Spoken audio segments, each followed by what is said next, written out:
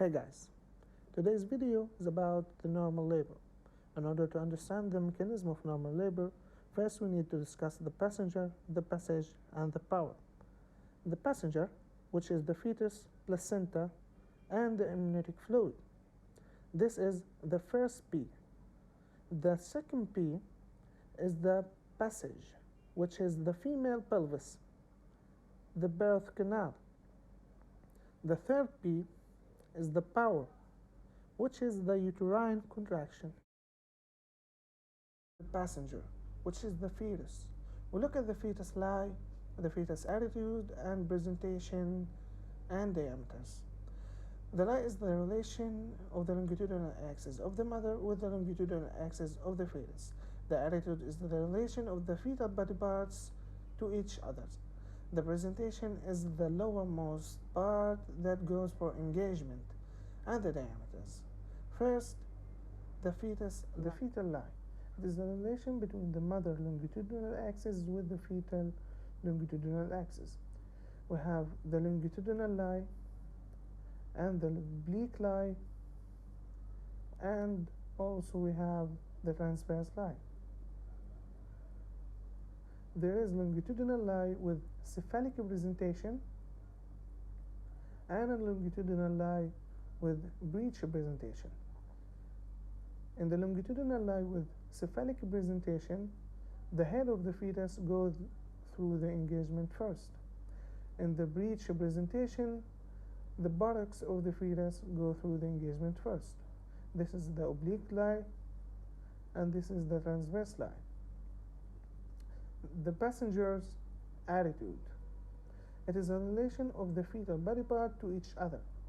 We have the flexed type and the deflexed type.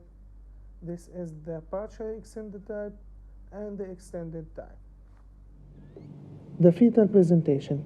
It is the lowermost part that the doctor feels at the PV examination. It may be cephalic, which have vertex, or face, or bow. There is breech presentation and the shoulder presentation.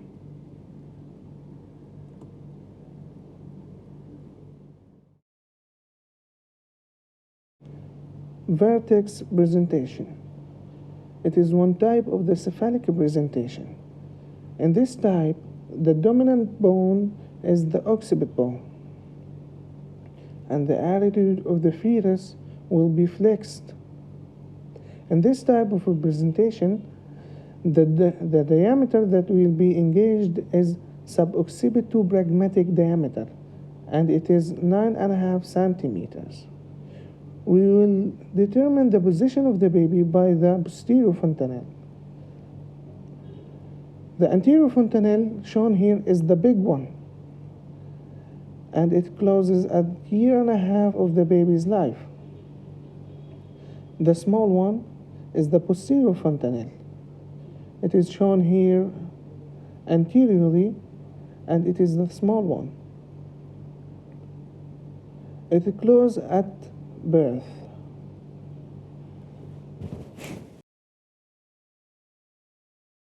This is posterior, anterior, left, and right. We will determine the position of the baby using the posterior fontanelle. This is the posterior fontanelle, and this is the anterior fontanelle. Here, the posterior fontanelle is directed anteriorly and to the left, so it is left occiput anterior. If the posterior fontanelle was here, it will be direct occiput posterior, and likewise here direct occiput anterior. Here left occiput transverse,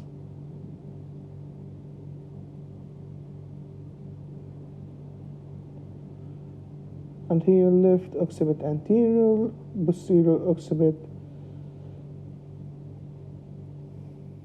Face presentation, which is another type of the cephalic presentation. The dominant bone here is the mantum, which is the chin of the fetus, and the attitude of the fetus is extended. The diameter, which has the first engagement, is submentopragmatic, and this diameter also has 9.5 centimeter.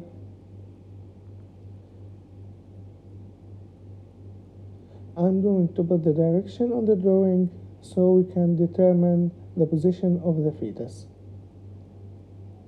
Like the vertex presentation, here the same way, but the dominator is the chin.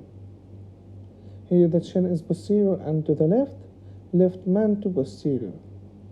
Here the chin is anterior and to the left, left manto anterior. Here we can see the back of the baby toward us anteriorly, so that the chin is posterior, and it is for the left. Here we see the body parts of the fetus toward us, so the chin is anterior, and it is for the left, so left manto anterior.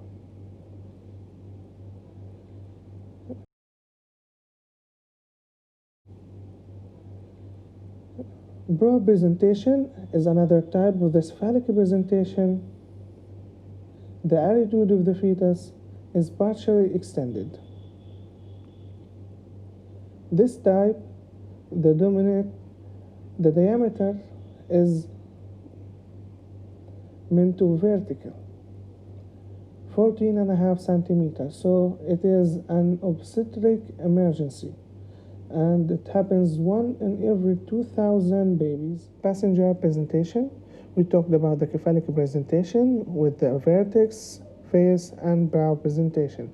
Now we will talk about the breech presentation. The dominator bone here is the sacrum bone.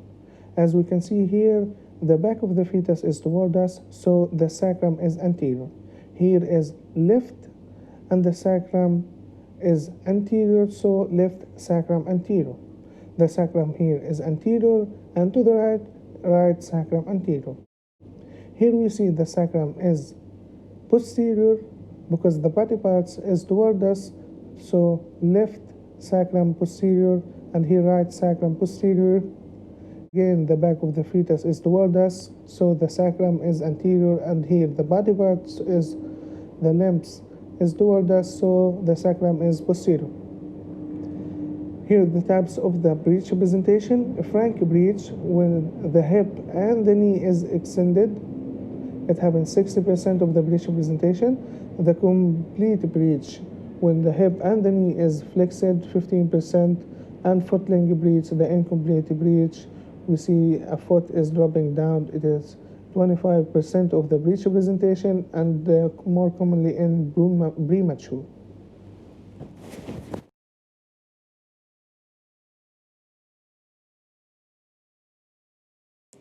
Shoulder presentation. The fetus and shoulder presentation has a transverse lie, and it is an obstetric emergency and requires cesarean section. There are 3 types of the shoulder presentation. The first type is the dorso-inferior shoulder presentation, which has the back down presentation. As we look here, the back of the fetus is looking down. The second type is the dorso-superior shoulder presentation. It is the opposite of the first one, and the back of the fetus is directed upwards. The third type is neglected shoulder type. The diameters. There is a transverse diameters and longitudinal diameters. Longitudinal diameters, there is suboccipitopragmatic and submentopragmatic. They both start from the brigma to the occipit, suboccipitopragmatic. Brigma to the mentum, submentopragmatic. They both have 9.5 centimeters in length. There is the occipitofrontal, which has 11.5 centimeters in length, and the submentovertical, 13.5 centimeters in length.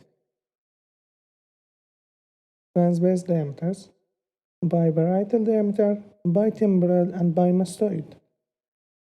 The transverse diameters like biparietal 9.5 centimeter and bitemporal 8.5 centimeter and the bimastoid 7.5 centimeters. The passage.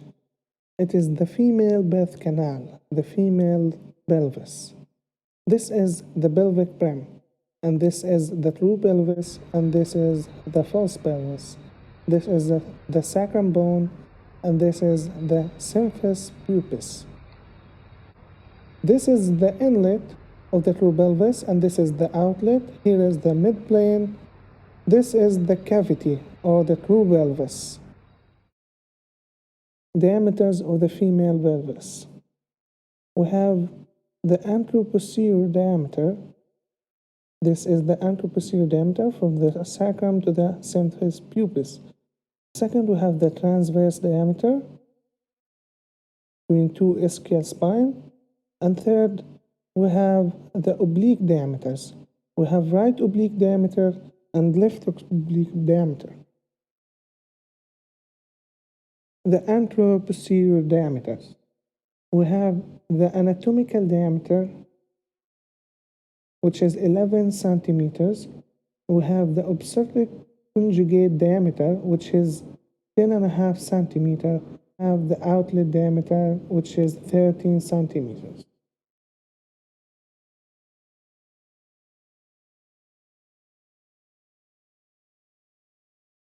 This is the anatomical diameter, which is 11 centimeter, and this is the obstetric conjugate diameter, which is 10.5 centimeter. The power. It is the uterine contraction and retraction that is needed to deliver the baby. It is progressive, rhythmic, and effective. We mean by effective that is the power causes effacement, that is mainly with the retraction. It is the thinning of the cervix of the uterus.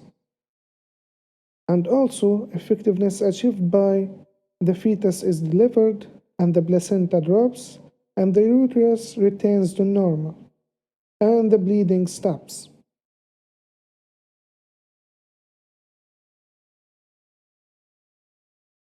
Oscillatory forces. It is the force that is generated by the female push during the labor that causes increase in the abdominal pressure that helps the uterine contractions to deliver the baby.